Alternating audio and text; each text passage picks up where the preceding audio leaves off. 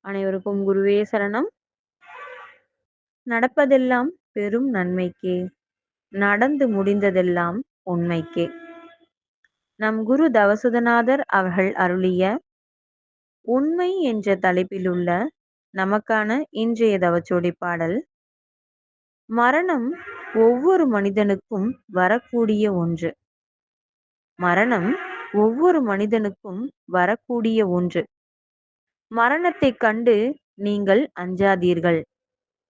மரணத்தைக் கண்டு நீங்கள் அஞ்சாதீர்கள். மரணம் உங்களைக் கண்டு பயந்தோடும். மரணம் உங்களைக் கண்டு பயந்தோடும். மண்ணில் செய்ய வேண்டிய காரியங்கள் அதிகம் இருக்கிறது.